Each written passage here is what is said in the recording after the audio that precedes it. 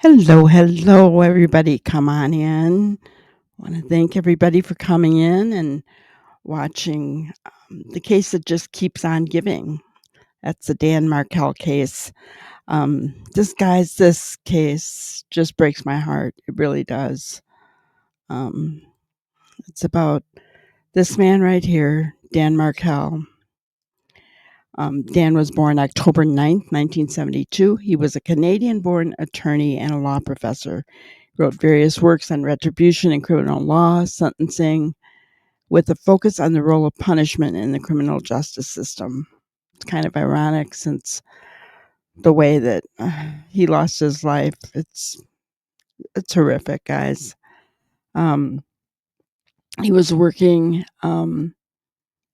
as a professor at the Florida State University in 2005. He was unalived in Tallahassee, Florida. And before I get any more comments, yes, I'm using the words unalived. Yes, I'm using the word pew pew. Yeah, I am. Why am I doing that? Is because YouTube does not like those words. I'm not going to put my channel in jeopardy. Okay, so I'm just putting that out there for those who like to make those snarky comments. So yes, I'm going to be using those words. Um, so he was unalived in Tallahassee, Florida in 2014 in an unaliving for hire motivated by child custody issues following his divorce from Wendi Adelson. And this was Wendi. Okay. People say that she was beautiful. She has a way about her, and you'll see her on the stand today. And you can tell me if you think she has a way about her, right? So,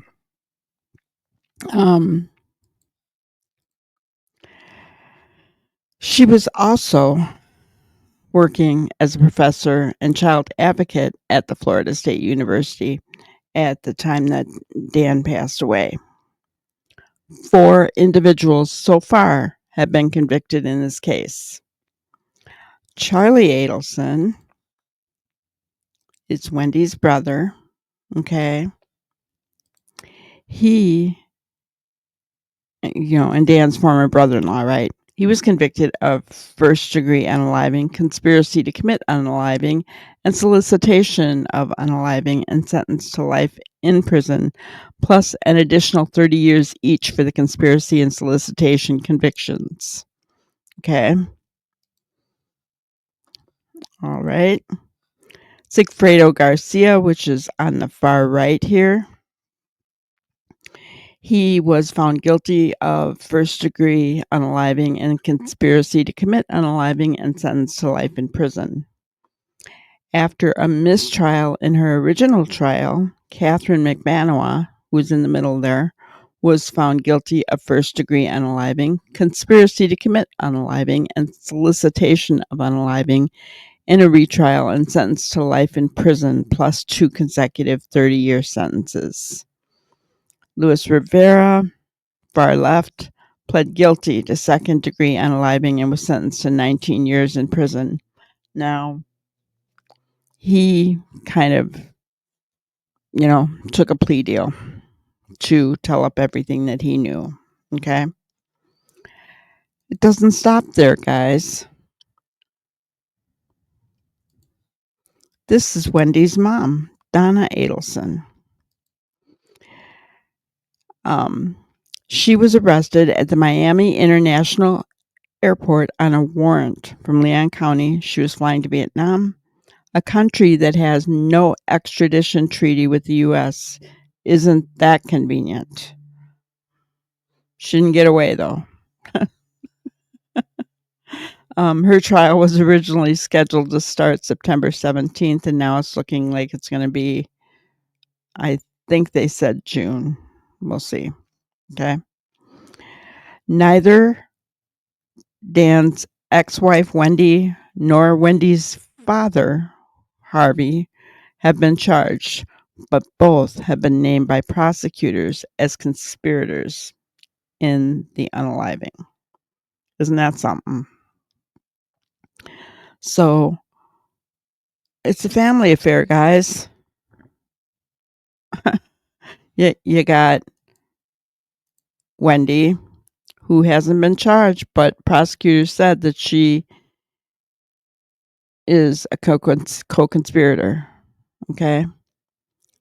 Charlie, her brother, her mother, and then these three who were hired. Now, Catherine McBanawa in the middle was actually dating Charlie. And allegedly, Charlie asked her if she knew anybody that could do an unaliving, and she said yes. Her baby daddy, who is Sigfredo Garcia on the far right, and he hired Luis Rivera on the far left. Okay. Now, today we're listening to Wendi's testimony. We started in episode 9, and I want to encourage you guys, go back and watch it all. This is a case that is so in depth that you're going to want to watch everything, right? You really are. I gave you a kind of a short synopsis, but what we're really looking at here is this is Wendi's testimony in Charlie's trial, right? Now remember, Charlie was found guilty, okay? But we're watching the whole thing because my question is, once Donna's trial is done, are they going to arrest Wendi and maybe her dad? You know, it's a good question. So we're watching Wendi closely during this testimony to find out, do we think that, she's acting like she doesn't know anything, right? But let's read through the lines. Let's look at her testimony. Let's look at her behavior, right? The way she talks. Now, I want to warn you, Wendi is very likable, okay? But can you honestly watch this and tell me you don't think she had anything to do with it? I really want to know. I want you to tell me in the comments below, okay? Because it's important. Do you honestly think that her mother and her brother could be a part of this and her not know? I want to know, okay? So let me know that. And remember, here at Granny's Crime Busters, we're nice to everyone. I don't mind if you have dissenting opinions, but there's no snark here. There's no garbage, okay? If you can't be nice, move along. There's other people who will put up with that. I just don't do it here. So we're nice. We don't argue with other people in the chat or in the comments. You're entitled to your opinions. Just put IMO in my opinion, and put what you think without being snarky, sarcastic, or hateful about it. That's all I ask. All right, so we're going to continue where we left off last time. All right.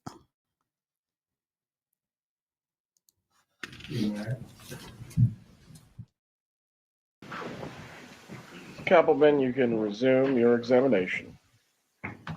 Thank you, Your Honor. I want to talk a little bit about your brother, Charlie. Is he an older brother or a younger brother to you? I'm the youngest of 3, so I have 2 older brothers. They're both older than me. All right, and he's the middle child, Charlie? That's right. All right, and are you closer to Charlie or to the other brother? I'm closer to Charlie. How much time were you spending with Charlie back in 2013 and 2014? Not a lot of time. I was in Tallahassee. He was in South Florida. Did he work a lot? He worked a lot, yeah. Did he work at one location or travel around? He would travel around. He worked at multiple locations. Was he pretty successful in his job? Yeah, he came up with a great business model for what he did, and he worked really hard and was very successful. Was your brother known to carry a lot of cash? I know, I mean, he had cash on him sometimes. I never saw large sums of cash. Did you ever see stapled cash? I never saw stapled cash. Were you familiar with his practice of stapling cash together in stacks? No, I never knew about that.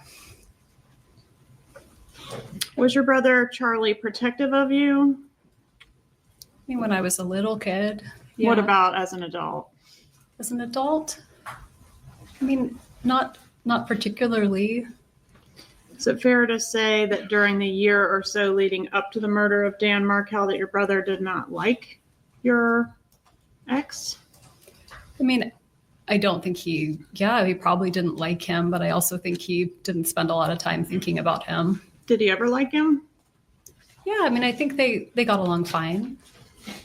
Did your brother ever mention hiring a hitman to kill Dan Markel? No.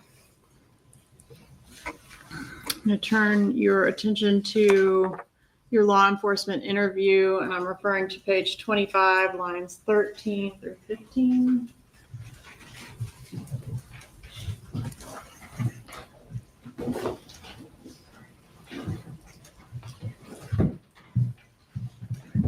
Send me under tab 1.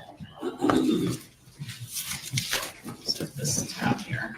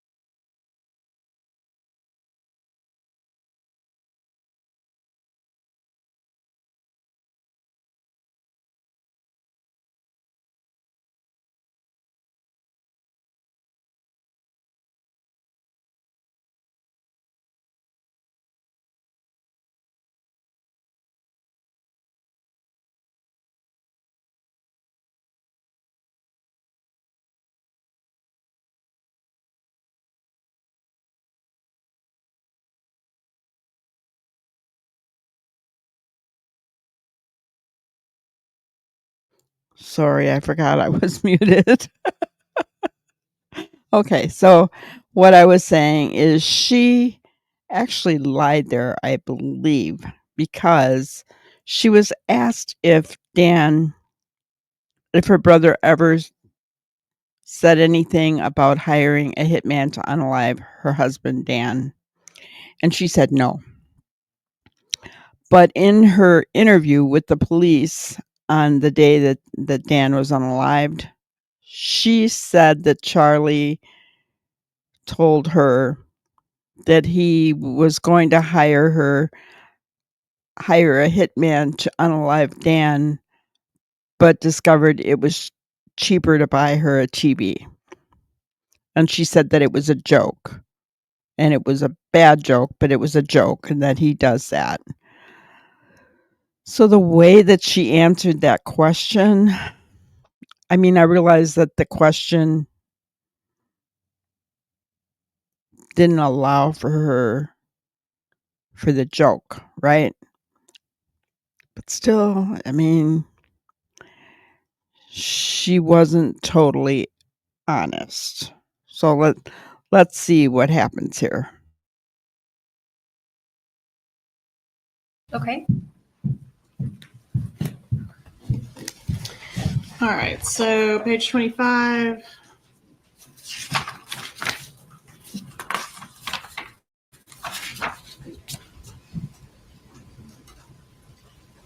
You find it? Yes. Quote, "It was always his joke. He said, I looked into hiring a hitman and it was cheaper to get you this TV." Is that what he said? That was a joke that he made, yes. And hiring the hitman, that was to kill Dan Markel, right? That was the joke.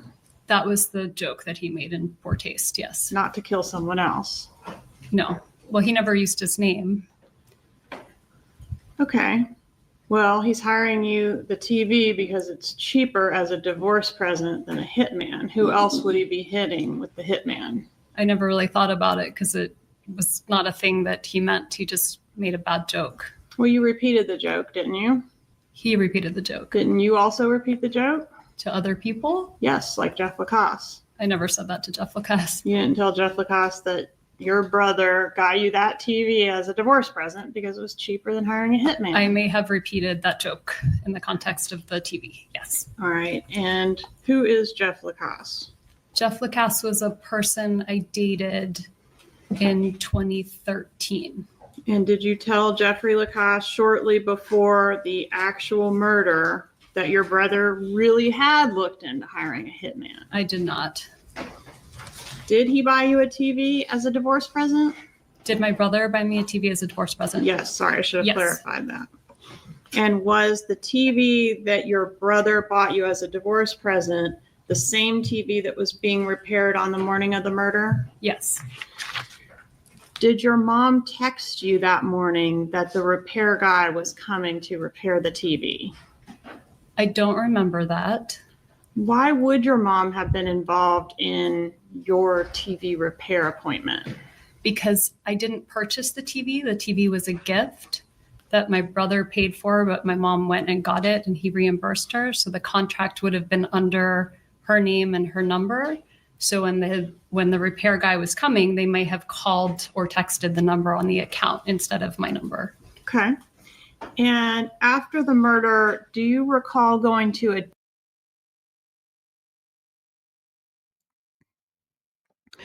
Guys, keep this in mind because police allege that TV repairs was kind of a code between the family to discuss unaliving Dan. You know, don't ask me how, don't ask me why, but that is what I read. So we're going to find out, is that true? dinner where you got sick at the table? It was about a month later. And yes, I remember. Where did that dinner occur? Was that here in Tallahassee or somewhere else? No, it was in Miami. All right. And was it like out at a restaurant? It was at a restaurant. All right. And when we say you got sick at the table, did you actually vomit at the table? I threw up at the table. All right. And did you ever hear your brother refer to that particular dinner as a celebratory dinner? No, Did you tell Jeffrey Lacasse that your brother called that a celebratory dinner? I did not. Was that a... One moment, Ms. Callen. Yes, sir. The objection. Hearsay. Overruled. Was that dinner a celebration of the murder of your ex-husband? Absolutely not. That dinner was the first time I left my house after over a month because I was terrified. And if it was a celebration of anything, it was a celebration that I was willing to leave the house and eat a meal. Do you know Catherine Magbanua, or have you ever met her? I have met her. Did you have an independent friendship with her, or did you only know her through your brother? I only knew her through my brother. What was her relationship to your brother? They dated at some point. Was there anything unusual about her as a girlfriend from your viewpoint at the time? No, So she seemed like a typical kind of girl that he would date? she did. Did you meet all his girlfriends? I don't know. I met many girlfriends. Okay. Did you meet Whitney Kick? I did. Okay. And Whitney Kick was after Catherine Magbanua, correct? I believe so. All right. And there's a photograph, I'm sure you recall, of you on the beach with Catherine Magbanua. Do you recall when that photo was taken? I do. It was Father's Day 2014, so 9 years ago. June 15th of 2014. That sounds right. So about a month before the murder. That sounds right. Where was this photo taken? It was in Miami. I went down to visit my dad for Father's Day. Approaching and showing you what I've marked as states 35. Is this that photograph? And I've attached the data associated with it. Yes. Okay. Is fair and accurate copy of that photograph? Yes. Judge, I'd ask to move into evidence states 35. Any objection? No objection. 635 is admitted. Permission to publish. You may.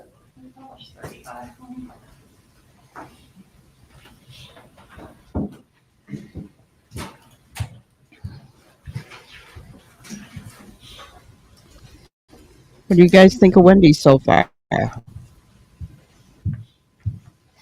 Very likable, is she not? Do you think she's being deceitful? Do you see that in her?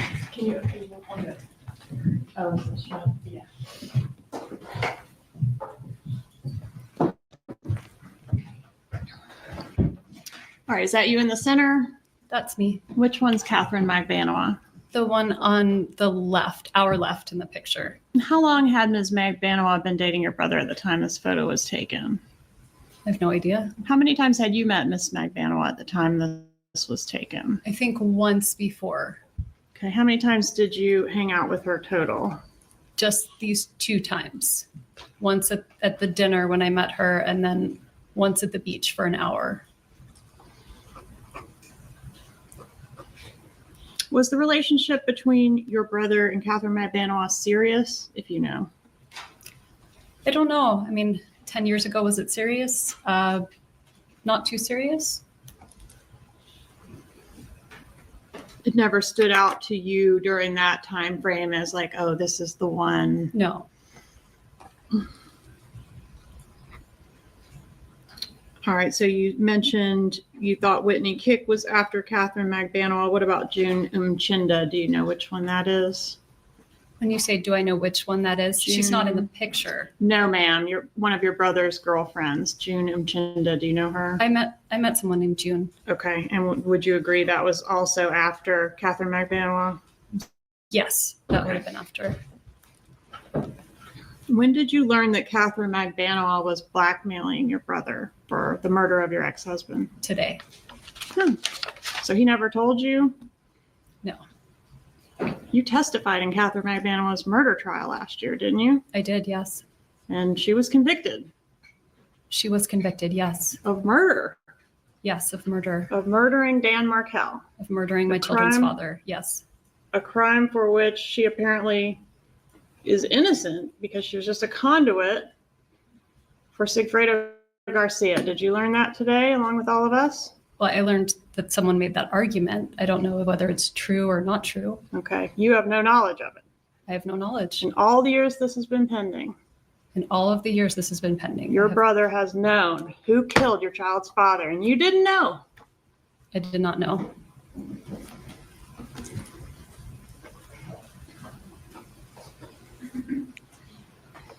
Do you know why Catherine Magbanowa was on the payroll at the Adelson Institute?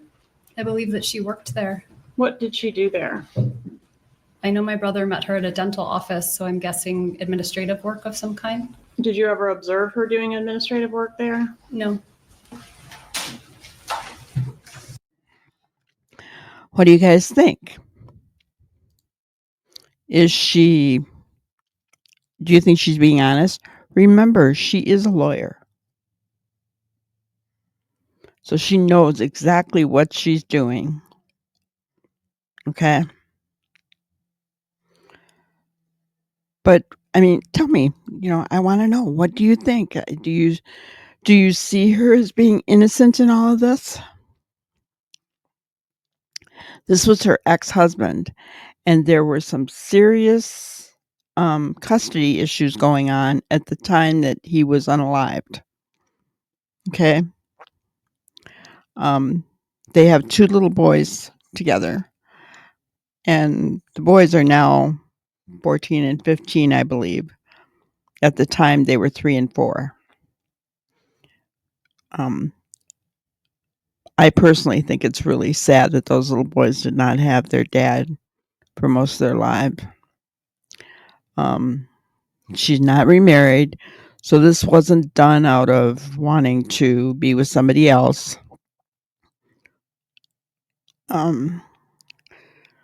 But near as we can tell, I think they were both Jewish.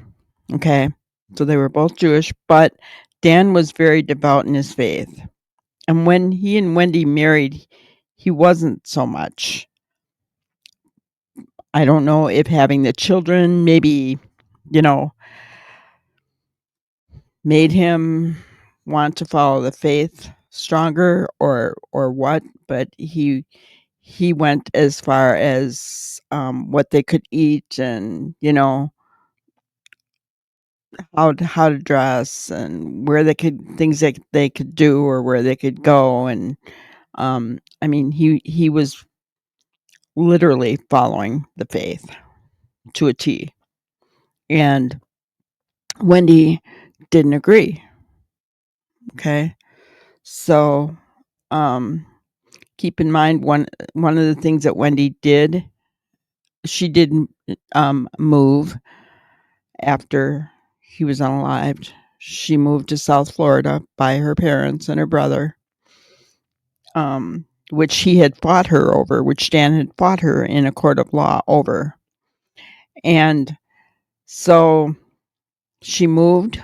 Not only did she move with her boys, but she dropped the Markel name. She changed their name to Adelson. And one of the boys, I don't know which one it was, had a middle name that was part of Dan Markel's family, and she dropped that middle name as well. So it seems like she was doing everything that she could do to remove anything of Dan from these boys' lives, including their last name. Now, some could say, well, Dan was unalived, right? And so still living in Florida, that could be, difficult for the boys to live with. I could see that argument as well, right? But let me know what you think. I know some people think that she's innocent. Some people think that she's very guilty. I'm not sure, although I will say that I find it very hard to believe she didn't know what was going on. She was very close to her mother and to her brother. She admits that. So I find it very hard to believe that she did not know what was going on. Let's continue. How did the killers in this case know that Dan Markel was planning to leave town the day after the killing? I have no idea. You knew he was planning to leave town the next day, didn't you? I did, yes. Did you convey that information to anyone? Absolutely not. To your knowledge, did your brother have that information? I don't know why he would have known that. So if the killers were told it has to be done today because he's leaving town tomorrow, we don't know how they knew that. I have no idea how they knew that. But it would have to come from someone familiar with Dan Markel's schedule, wouldn't it?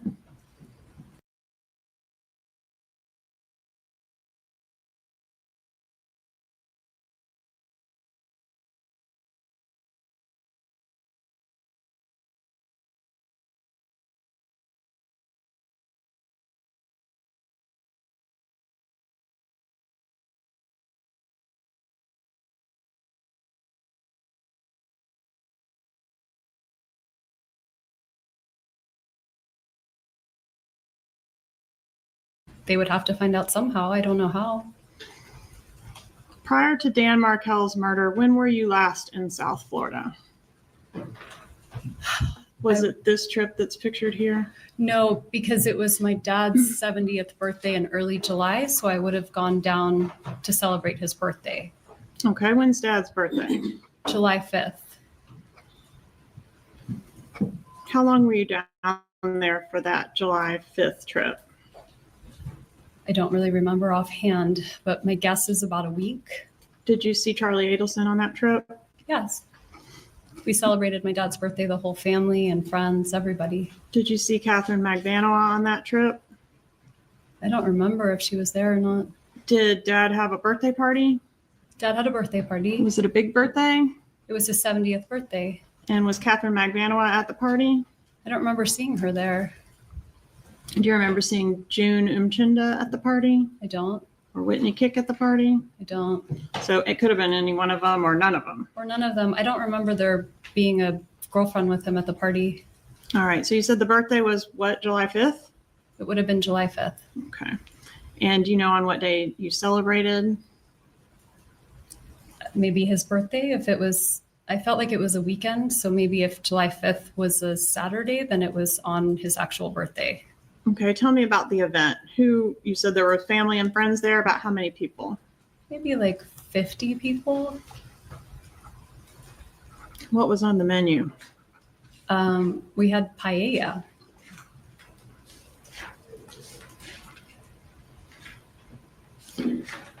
Were you responsible for securing the paella, or is that your brother's job or someone else?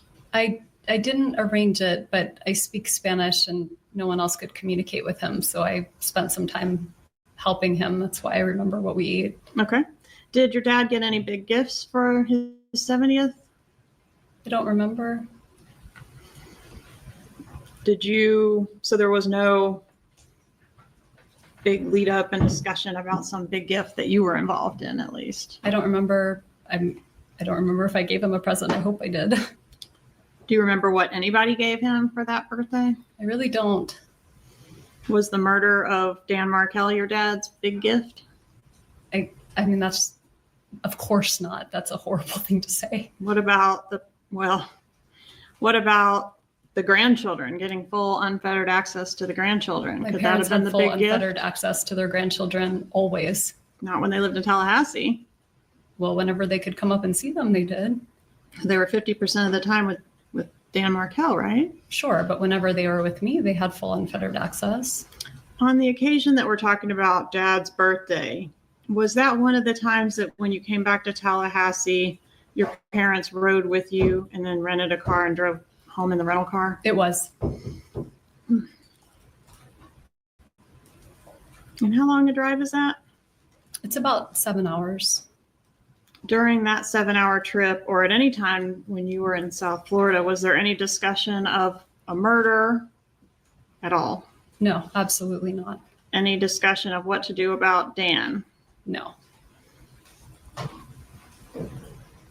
Any further discussion about bribing, converting to Christianity, any of those strategies? No, that ship had long sailed. Any discussion on that trip about the pending motion to preclude your mom from having contact with the kids? No. What was wrong with the TV that was repaired the morning of the murder? I think one of my boys might have thrown something at it. There was like a little crack in the TV. How long had the TV been broken at the time that it got repaired? I honestly don't remember. Could it have been a long time, quite a long time? No, it could have been. I mean, I would be completely speculating. I don't remember how long it was broken for. Do you remember who repaired the TV? Yes, it was called the Geek Squad. Do you remember the window that the Geek Squad gave you for when they were going to be at your home to do this repair? I do. I think they said it was 8 to 12 or 9 to 1, something like that. Okay. Would you agree with me if I told you it was 8 to 12? That sounds right. All right. And do you recall what time the repairman actually arrived? No, but I remember they came on the early side. Okay. And was the repair done? No, Why not? because I called my brother to find out how much a new TV would cost versus how much the repair cost, and it didn't make sense to repair it. It's cheaper to buy a new TV. Yep. The records indicate the repairman was there for about 45 minutes. Does that sound accurate to you? Sure. That's my best. Sure. Why was he there for that long, just to tell you, like, this thing can't be repaired or it's cost prohibitive to repair? Do you remember? I don't. My guess is he was there to try to see how he could repair the TV, and then he gave me an estimate, and then I found out what the estimate compared to the cost of a new TV would be. Who paid the repairman? I did. The repairman, you're familiar with his statement that you seemed really upset that day. What were you upset about? I have no idea. Were you upset that day? I don't remember being, oh, yes, I was upset that day. I was upset. I remember Danny wanted to take the kids swimming, and I wanted to pick them up earlier in the day. Okay, And so so nothing to do with the TV. I don't think so. I probably wasn't that upset about the TV.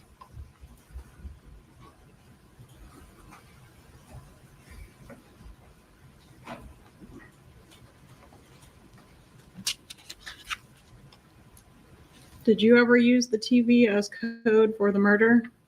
No. Did you ever hear your mom do that? No. Do you remember on July 13th, 2014, seeing Jeffrey Lacasse at your place on Aqua Ridge? Do you even remember that evening? I don't remember seeing him at my place because by that point we were kind of broken up. So I don't think I would have seen him at my place. All right. So on that occasion, you couldn't have told him you wanted to share something with him in confidence? I think that would be very unlikely. We had kind of broken up at that point. And you couldn't have told him at that time the statement about your brother really did look into hiring the hitman? I can't imagine I would have said that. And when did you break up with Mr. Lacasse, or when did the two of you break up? It would have been end of June 2014. So not 4 days before the murder? No. All right. So end of June 2014 would have been the last time you saw him. No. I saw him after that. We were talking and kind of figuring out what we wanted to do, but we had gone on a trip to Gainesville the last weekend in June, Mm-hmm. at which point we had a big argument and I really didn't want to be with him after that. So at that point for me, I was pretty much done, but there were more discussions until it, formally ended. And when was the formal end? I remember seeing him that Monday night and telling him I wanted to have some space. Okay. So 4 days before the murder? So 4 days before Danny was killed. All right. And that was that the end of your relationship with him? When I told him I wanted some space. Yeah. Okay. Where did you go after the TV repair man left? After he left, I stayed at the house for a while and I was working on some pieces of writing. I was talking with various friends. I had a friend in town interviewing for a job at FSU. I was making plans to go meet her. The time got too close before her interview. And then I had two friends that I would often meet on Fridays, just kind of last minute. And so we made plans to go have lunch. All right. So what time did you leave the house to go have lunch? I really didn't remember offhand, but I refreshed my memory and saw it was sometime around 12:45. Okay. So it makes sense that you might have left your residence at about 12:30. Sure. Okay. And did you go to the crime scene or very near the crime scene on your way from your residence to, I guess, to lunch or to wherever you were going next? No, I did not. So you never turned on Trescott Drive that day? I went to turn on Trescott Drive, but I saw that it had been blocked off by some tape. And so I just kept driving on Centerville. Okay. And when you had to turn around at the tape, right, to go back out? I think I tried to turn right and it couldn't turn. So I would have made the kind of turn, like a K turn, and kept going. Was there a roadblock there with? There was tape. Yeah. And an officer was there? I didn't see an officer, but I did see a car. A law enforcement marked vehicle? Okay. Did you have any contact with the officer? No. Okay. Did you do anything after that to try to find out what was going on down that roadway? No, I just assumed it was weather or maybe a tree fell. Had there been bad weather that day? No, but it was summertime and there's electrical storms and trees fall. So that would have been pretty normal for summertime. Where were your kids supposed to be at the time that you encountered that roadblock? They would have been at school. And that's at the creative preschool? That's right. Who took them to preschool that day? Danny. And who was supposed to pick them up from preschool that day? Me. All right. So did you know for sure that they had made it to preschool that day at the time you encountered the roadblock? I just assumed. I mean, if they hadn't made it to preschool, Danny would have let me know. But did you attempt to call Dan Martell when you encountered the roadblock? no, I didn't think anything of it. I didn't think it was related to the house. Had you talked to Dan Martell or your kids that morning? My kids know, but that would have been normal. And Danny and I tried to get in touch with each other, but we left. We were trying to figure out where Ben was going to go to kindergarten at the time. And we left voicemails for each other, but didn't get to talk. Okay. Did he leave you a voicemail message that morning? He did. Okay. I asked you earlier about him being scheduled to leave town the day after he was killed. Do you know where he was planning to go? He was going to New York to see his girlfriend. The message that he left you that morning, do you remember what he told you in the message? I mean, I think it was about our son's school. Mm-hmm. Other than that, I don't really remember. Okay. Included in that was it included in that message that he was heading to the gym and was going to be at the gym between 9:15 and 10:30 that morning? I really don't remember, but that sounds like it could be what he would leave. Okay.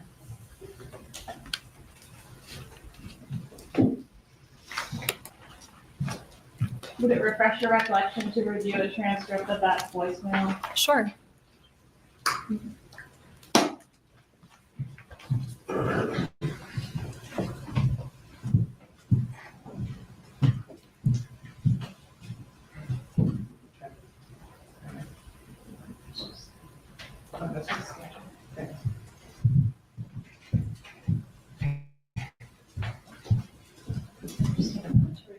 Let me know when you're done. Okay.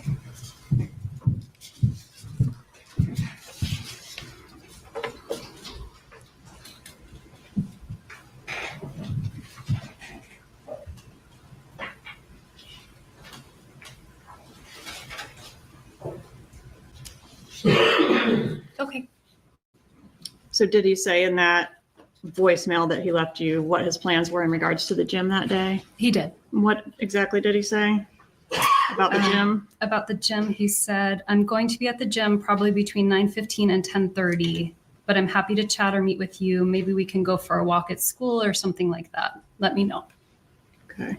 So that particular voicemail doesn't sound very emotionally abusive. Would you agree with that? No, by this point in time, we were parenting really well and we were doing just fine. Getting along great. Objection, Your Honor. What was the objection? Move to strike. I'll strike the comment, Your Honor. Please move on. Did you talk to your brother on the day of your ex-husband's murder? I did. And about what time of day did you speak to him? It would have been right after the repair guys were there because that's when I called him to tell him, ask him whether I should get the TV repaired or buy a new TV. So It would have been morning. How long did you talk to him? I don't remember. Does 18 minutes sound incorrect? That sounds reasonable. Okay. Did you talk to him about other things other than just the TV? I really don't remember what else I talked to him about, but probably maybe I would have asked him about his work or we would have caught up. Did you happen to mention Dan Markell's plans to go to New York the next day? I don't see why I would have. Did you have WhatsApp on your phone at that time? I don't know if in 2014 I had WhatsApp. Now we use it for all the parent chats at school. So everybody seems to have it, but I don't know if everybody had it back in 2014. What is WhatsApp? WhatsApp is kind of an app you would use for texting. Do you know if your brother Charlie had it at that time? I have no idea if he had it at that time. Did you ever communicate with Charlie through WhatsApp? Maybe. I mean, I don't know if I had it at that time or if I had it later, I probably would have. Just not sure. Yeah, Did you have any contact of any kind with Catherine Magbanawa on the day of Dan Markell's murder? no. Did you ever communicate with her through WhatsApp? No, I never communicated with her at all. All right, let's talk about, well, you communicated with her on the beach. I saw her in person, but I'm saying I never texted with her, called her. I never communicated via a device other than in person. Okay. What about when you were talking to your brother? Did she ever get on the phone and speak to you? I don't think so. Okay. I want to talk about where you went when you left your residence on the day of the murder. You tried to turn on to Trescott, and then you ended up where? I went, I was supposed to go to a party that night, a Stock the Bar party. So I went to a liquor store to pick up what they had asked for as the present for their party. So I went to the liquor store, I picked up the alcohol, I stopped, I think I got gas, and then I went to lunch to meet my friends. And the liquor store purchase appears to have occurred at 12:49 based on the receipt. Do you have any reason to dispute that Oh, timing? that sounds right. Okay. And then from there to the restaurant? Yes. And where was the restaurant located? Mosaic. I actually don't remember. I just remember I would go north on Thomasville Road. All And right. so it was, And is the restaurant where law enforcement came to speak with you and you ended up going with them to the police station, right? that's correct. So, guys, here's my question. Why do you think that she went down to try to turn down Truscott? Do you think because she said in her interview with the police that she went down there, she tried to go down there because she doesn't know Tallahassee that well, so she uses the same roads all the time. Because she lived on Truscott, that's how she knew how to get places. Does that jive in your mind? What are you thinking? What are your thoughts? I mean, so they were saying that this whole TV thing was code. I don't know what they mean by that. I'm not sure. But, I mean, obviously she's denying it, right? Do you think that she knew he was gone already? And so she was, I don't know. What do you guys think? Why was she going to turn down Truscott when she knew that was the day that, or, well, she said she didn't know, right? If she did know, why do you think she was turning down Truscott? Either way, it's suspicious, right? If she knew or if she, yeah, I mean, it's just suspicious that she would use that road to get to the liquor store. That's my opinion. I don't know, guys.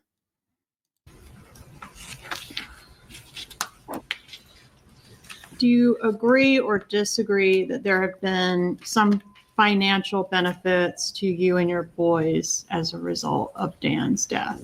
I disagree. When did you decide to change the names of your children from Markel to Adelson? So after Danny's murder, there was a lot of news. It just hit the media and there were news stories everywhere. And Nancy Grace on CNN put pictures of my boys with their faces unblurred, just pictures of them. Mm-hmm. And I was terrified. And so when they started school, I started school with my last name, thinking that would keep them safe, that they wouldn't be associated with the murder. Wasn't the Adelson name in the press? Just It as was much not in as the press. Markel? Not yet.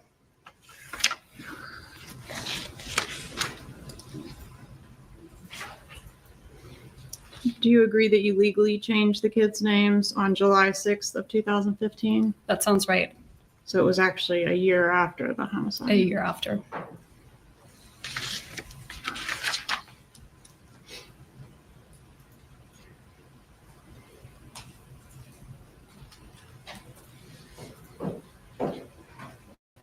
When was the last time you talked to your mom?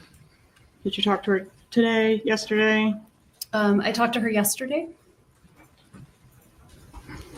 In her emails, and we referenced one of them while you've been here on the stand, she talks about you giving performances and playing roles. Did you discuss anything about what you would do here today in court with your mother? No.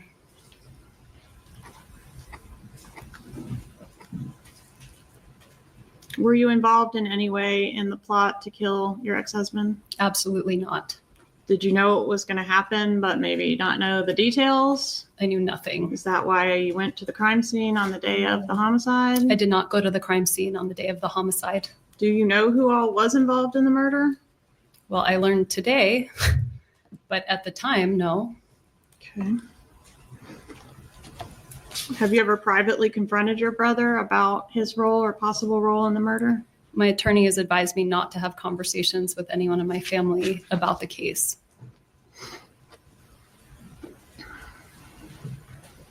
But But you had a close relationship with your brother at the time of the murder, right? I absolutely had a close relationship with my brother. And how soon after the murder did your lawyer advise you not to talk to your family about it? In 2016. Okay, so what about the 2 years in between? Did you talk to him about it then? I mean, I talked to him about the fact that a murder occurred, but I guess I don't understand the question. But you never talked to him about the suspicions you raised in the law enforcement interview that your brother might have done it. No, I did not.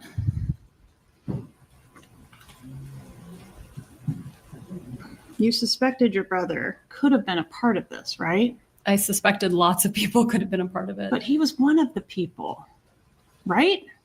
While I was talking with law enforcement for 6 hours, terrified out of my mind, I offered them every possible idea I could come up with. Right. And one of the possible ideas was that your brother could have murdered your child's father. I didn't right? really believe that was possible.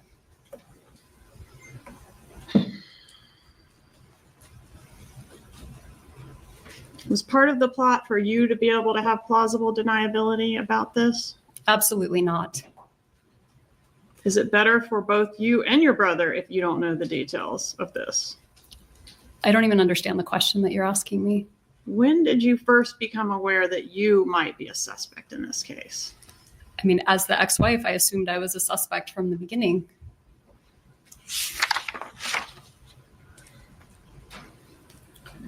What was your Keep in mind, she's a lawyer, so she knows she would have been a suspect right at the beginning, right? first thought when you were asked if anyone might have murdered Dan Markell for your benefit? I thought, oh my God, maybe if I hadn't divorced him, he would still be alive. Maybe this is my fault because I complained to the wrong person. Maybe Danny gave a student a bad grade and they came after him. I just was trying to think of who possibly could have wanted to hurt him. But you didn't say any of that before. I mean, the first thing you said was Charlie, right? I don't think so. Page 25 of your interview, line 5 through 15. Do you have any reason to dispute? Page 25, not 5 hours into it, you say Charlie might have done it, right? Can I see, please? You may.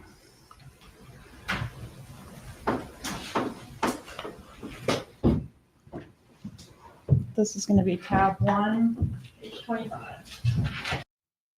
In her interview, I don't remember her saying Charlie could have done it.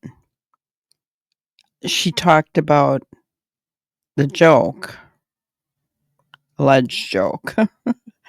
But I think that she told the police that it was a joke. He wouldn't have done it. But we'll hear what she said.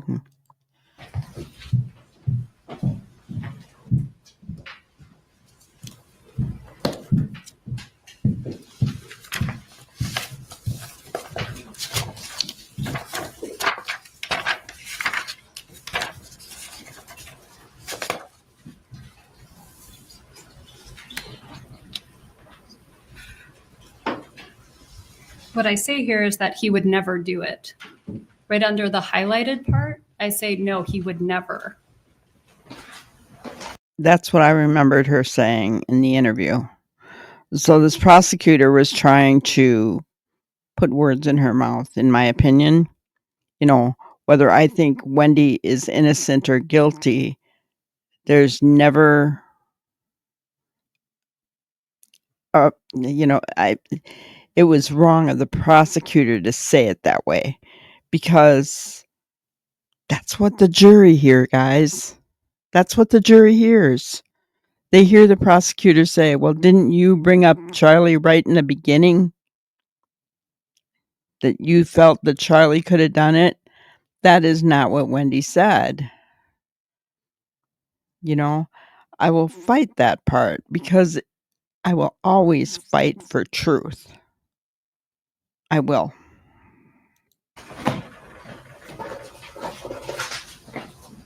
You need a copy?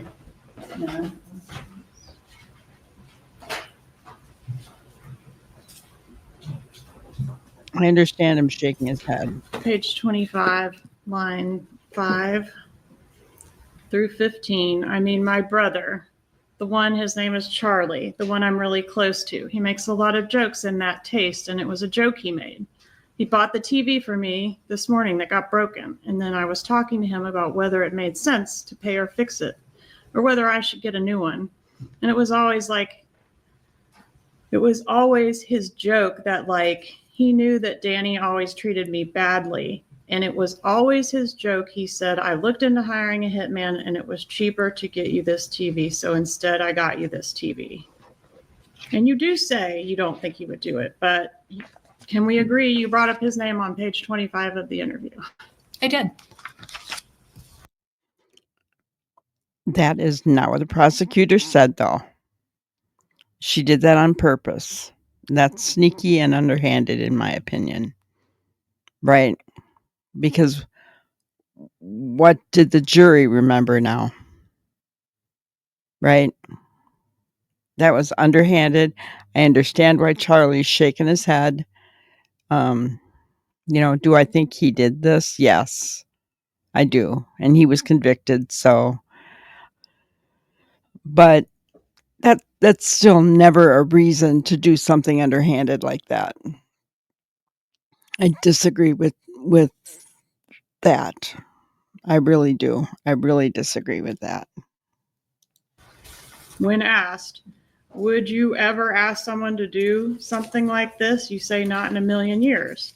When asked, okay, do you think someone would do this for your benefit without asking you? You say no. And when Isom starts to ask you, what good does it serve? You say, I mean, my brother, the one, his name is Charlie. Isn't that how it went? This is the transcript, but I think there's also inaccuracies in the transcription. Oh boy. All right.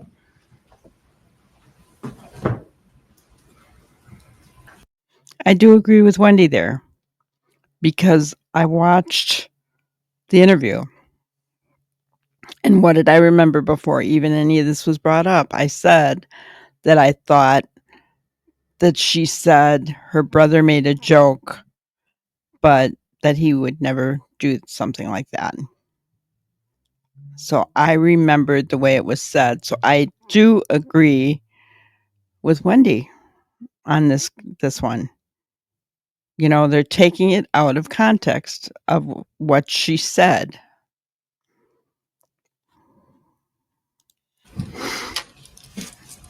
Do you want the culpable parties held accountable for murdering the father of your children? Absolutely. I'm grateful they're already in jail.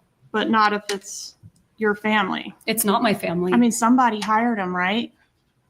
Not necessarily. Somebody paid them. I learned something this morning. Yeah, me too. You didn't want them held accountable. All right, that should have been. I can't believe the judge let her get away with saying that. I really lost a lot of respect for this prosecutor. I really have.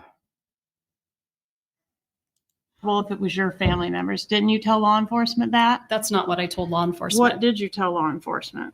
I told them that the person who did this should be held responsible and that I had nothing to do with it. Page 122, lines 7 through 12. If somebody tried to kill my ex-husband, they should be prosecuted to the full extent of the law. The investigator says, regardless of who it is, and your answer is, I mean, it would be different if I thought it were my brother. But I don't think it was my family, is what Different I said. now, isn't it? No, it's not different. That's exactly different what I today, said isn't right it? here. No, that's not No right. further questions. Cross-examination. Judge, maybe do a sidebar first? Very briefly. Very brief. I do not blame him for doing that because Wendy's mad. Wow, guys. Wow. Looks could kill. Holy cow, she is angry. I see it all over her face.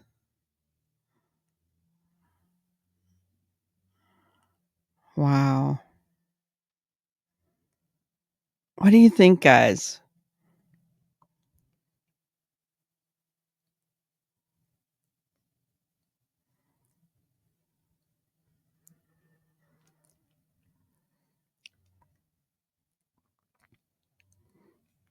What do you think? I mean,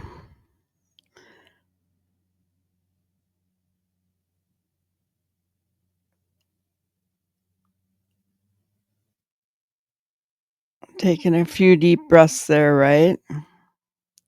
Get herself under control because she's angry. She is very angry. And honestly, I don't blame her. I don't blame her for being angry. You may examine when you're ready. Thank you, Your Honor.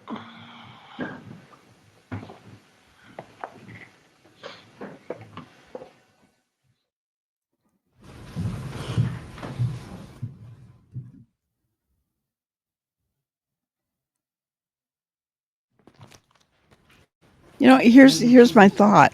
Here's my thought, guys. So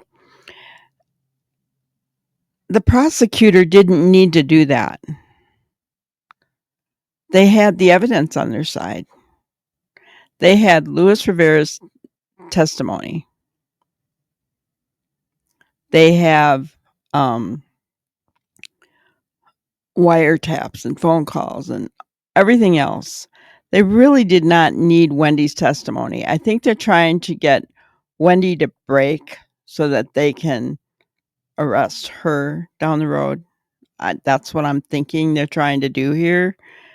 But really, for Charlie Adelson's trial, they didn't need to do that. They honestly didn't.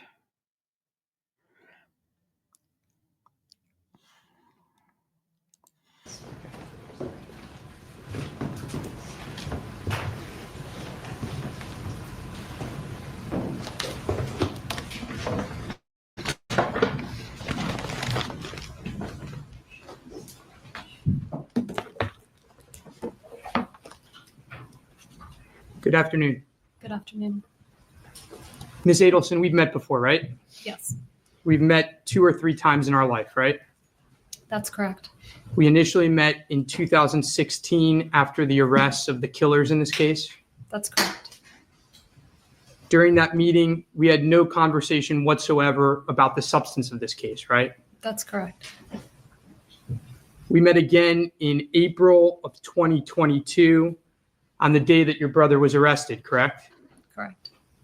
You were at your parents' house and we were figuring out where he was, right? That's right. Again, nothing was discussed about the case other than his arrest. Correct. In fact, before right now, we have never discussed your testimony at all. Correct. Okay. With that in mind, let me ask you the most important question. You're aware that the state has named you as an unindicted co-conspirator in the murder of your ex-husband, right? Correct. They believe that you, along with your brother, along with your mom, along with your dad, conspired with those 3 killers, including Katie Magbanawa. They believe you all conspired with them to kill your ex-husband. You understand that, right? I understand that that is what they believe. You understand they put up a chart in their opening with pictures of all of you. Yes, I saw the chart. Ms. Adelson, did you have anything to do with the murder of your brother, of your ex-husband? Absolutely not. It's fair to say the state has it wrong. Absolutely. Were you in a conspiracy with any members of your family to kill Professor Markell? No. Okay, with that starting point, let's get into your background a little bit. I'm going to try to skip through stuff that's already been done. Okay. So I think that's a good place to leave it for today. I think he set the standard for her, right? He gave her the opportunity to say she hadn't been involved. And now he's going to look into other things. So We will continue with the cross-examination on the next one, guys. And what I'm going to do is go ahead and share my grannyism today for you. For those of you who may not know, I always leave a grannyism at the end of my show. Just some little tidbits of wisdom to live by or to get you thinking about. All right. So when you choose to hurt someone who truly loves you with lies, deceit, and betrayal, you decide to become one of the worst decisions they ever made. Yeah. Have you ever been lied to, betrayed? I mean, anybody that's been divorced kind of feels that way, right? When that person chooses to hurt you, they decided to become one of the worst decisions that you ever made. And, when we look back at people who've hurt us, we do think like that, don't we? Wow, that was a bad decision, wasn't it? Right? Yeah. So I leave you with that today. We'll continue on with the defense's cross-examination for Wendi Adelson. Like I said, we're going to watch her entire testimony in Charlie's trial because I think it's important to her mother's case that's coming up, possibly, maybe an arrest of her. I don't know. But let me know what your thoughts are, okay? Whether you agree or disagree with me, just don't do it with hate or sarcasm. That's all I ask, guys. I hope you have an awesome day. Thank you so much. Thank you for watching another episode of Granny's Crime Busters. We really appreciate each and every one of you. Don't forget to subscribe and like and even share the content. You can follow us on any of our other social media platforms at YouTube, Twitter, Instagram, Facebook, and TikTok. We really appreciate you guys, and you can also email us at grannyscrimebusters@gmail.com. Thank you so much, and we will see you on the next one. Thanks, guys.